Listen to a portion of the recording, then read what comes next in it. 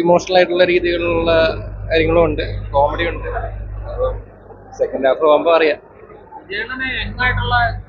അത് കൊള്ളാം, നന്നായിട്ടുണ്ട്. അത് ഡി ഏജിങ് ചെയ്തത് പ്രൊമോ മറ്റെന്തോ സിംഗിൾ ഇറങ്ങിയപ്പം അത്ര നല്ല അഭിപ്രായമല്ലായിരുന്നു. പക്ഷെ ഇതിൽ കാണാൻ വേണ്ടി നല്ല ഒരു മോശമൊന്നും ആയിട്ടില്ല. അത് സെക്കൻഡ് ഹാഫോടെ കണ്ടാലേ അറിയാൻ പറ്റുള്ളൂ. പൊളിച്ചെടുക്കുകയാണ്. പക്ഷെ ഫസ്റ്റ് ഹാഫ് കുറച്ച് ഇങ്ങനെ പോവാണ്, കഥയിലോട്ട് വരികയാണ്. സെക്കൻഡ് ഹാഫ് നല്ല കത്തി കയറുമെന്ന് പ്രതീക്ഷിക്കുന്നു.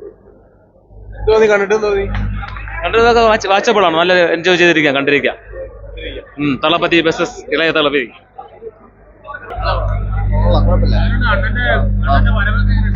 പൊളിയാണ്, തെറ്റാണ്. നല്ല പടം.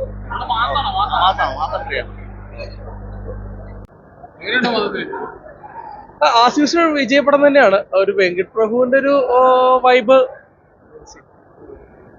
പറഞ്ഞ ആസ് യൂഷ്വൽ വിജയപടം തന്നെയാണ്. പക്ഷെ ഇതിൽ നമ്മൾ എക്സ്പെക്ട് ചെയ്ത കുറെ നടന്മാരും സ്നേഹയാണ് വിജയുടെ പേരായിട്ട് വരുന്നത്. അപ്പൊ അവർ തമ്മിലുള്ള കോമ്പിനേഷൻ സീൻസ് ഒക്കെ അടിവാണ്.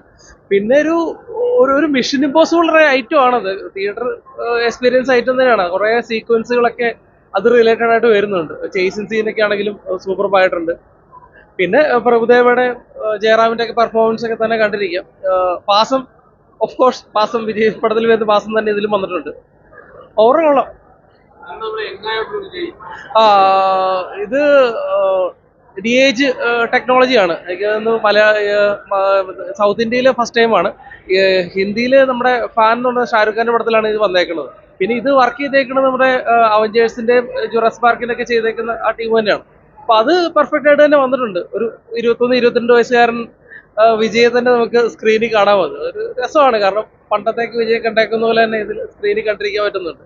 രണ്ട് കാലഘട്ടം കാണിക്കുന്നുണ്ട്. ആ കാലഘട്ടത്തിലൊക്കെ വിജയുടെ ഏജിങ് ഒക്കെ ആണെങ്കിലും പെർഫെക്റ്റ് ആയിട്ട് തന്നെ വന്നിട്ടുണ്ട്. ഓവറോൾ വിജയ് പടങ്ങളുടെ ഒരു തിയേറ്റർ എക്സ്പീരിയൻസ് ആയിട്ടാണ്, ഒരു ഡൗട്ടും ഇല്ല.